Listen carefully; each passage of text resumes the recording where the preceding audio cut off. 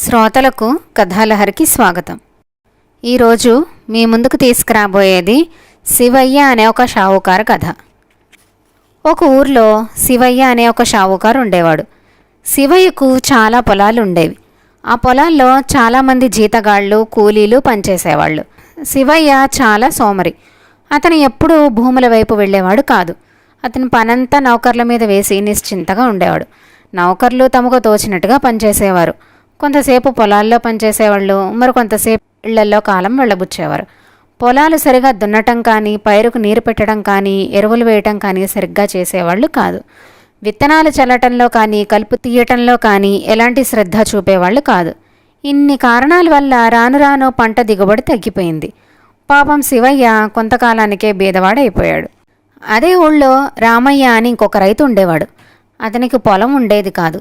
కానీ శివయ్య భూముల్నే కౌలుకు తీసుకుని సాగు చేసేవాడు. కష్టపడి పనిచేసేవాడు. అతను కూలీ వాళ్లతో పాటు పొలాలకు వెళ్ళి చెమటోడ్చి పనిచేసేవాడు. పొలాలను చక్కగా దున్నేవాడు. సకాలంలో విత్తనాలు చల్లేవాడు. ఎరువులు వేసి కలుపులు తీయడంలో శ్రద్ధ చూపేవాడు. రామయ్యతో పాటు ఇంటిల్లిపాది ఊళ్ళొంచి పనిచేసేవాళ్ళు. పంటలు బాగా పండాయి.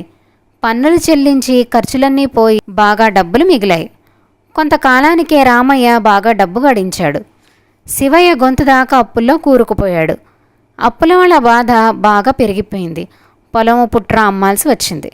ఈ సమాచారం తెలిసిన వెంటనే రామయ్య శివయ్య దగ్గరకు వచ్చాడు. అతనితో ఇలా అన్నాడు: మీరు పొలం అమ్ముతున్నారని తెలిసింది, దయచేసి నాకు అమ్మండి, మిగతా వాళ్ళకంటే ఎక్కువ ధరే ఇస్తాను అని అన్నాడు. శివయ్య నోరు వెళ్ళబెట్టాడు. రామయ్య, ఇన్ని భూములుండే నేను అప్పుల్లో కూరుకుపోయాను. సొంత భూములు లేని నీకు డబ్బెక్కడి నుంచి వచ్చింది? నీవు నా భూములనే కౌలుకు తీసుకున్నావు కదా. పన్నులు చెల్లించాలి, ఇంటి ఖర్చులు భరించాలి. నా పొలాలు కొనడానికి నీకు డబ్బెక్కడిది అని అడిగాడు.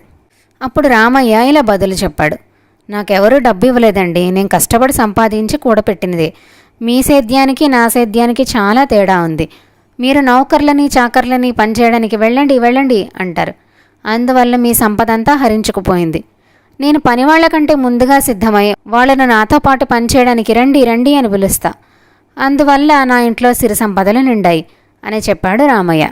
శివయ్యకు ఇప్పుడు తన తప్పేమిటో తెలిసొచ్చింది. అతను రామయ్యకు తన భూములు కొన్ని అమ్మి వచ్చిన డబ్బుతో అప్పు తీర్చాడు. ఒళ్ళొంచి పనిచేశాడు. కొంతకాలానికే అతని స్థితి మెరుగుపడింది. శివయ్య జీవితం హాయిగా గడిచింది.